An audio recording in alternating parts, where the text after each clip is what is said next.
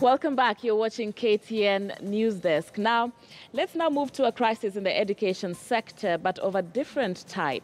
Lack of teachers in Wajir County, and Faizal Abdulrahman is in Wajir, now joins us, where there has been a concern where schools have been closed over lack of teachers.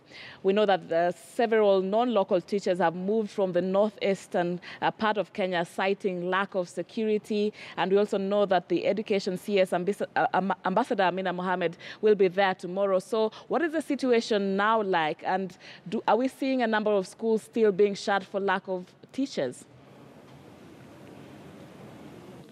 Thank you, Sharon Momanyi. As you've said, the northern Kenyan education sector has been in amidst crisis since last 3 months because of teachers citing security concerns over attacks, and that 2 teachers were killed 2 months ago in Kharsa village, that is Wajir East constituency. Thus, TAC transferring more than 900 teachers from Wajir County, leaving students in crisis. It was a tough time. It was a tough time for students in northern Kenya, especially Wajir County, to an extent closing schools 3 weeks before the calendar of the term ends. With me here is Engineer Noor, who is also a concerned leader, a resident of Wajir County, an MCA. Mheshimiwa, tomorrow we're hearing that the CS will visit Wajir.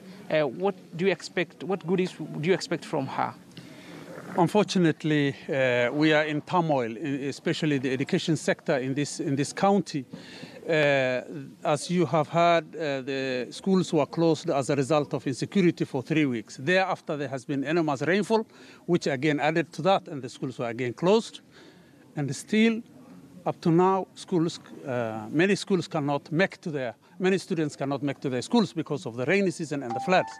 We would expect the minimum, a serious transformational agenda. I mean, lowering the grades does not make any sense for us because we are at the lowest of the low.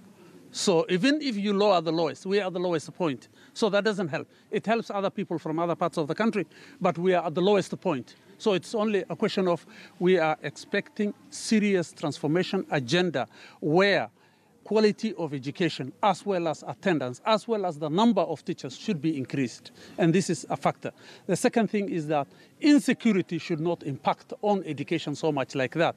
The educational sector should come up with a transformational agenda which cautions students against such insecurities and such natural hazards like floods and these kind of things. I mean, we have greater examples. In Sudan, we have a similar situations. In Somalia, which is a lawless country, has even a better performance indicators than us at this moment, which is a country which is at peace.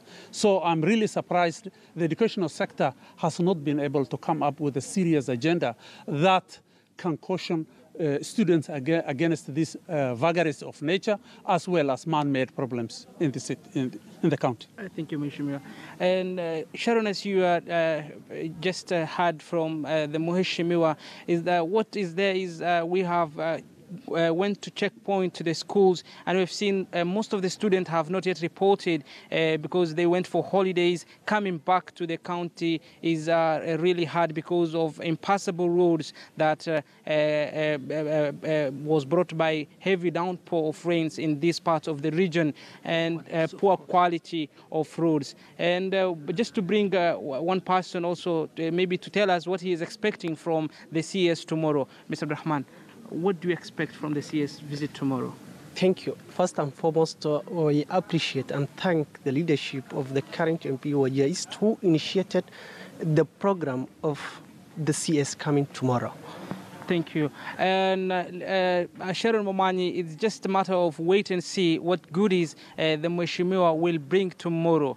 Back to you in the studio.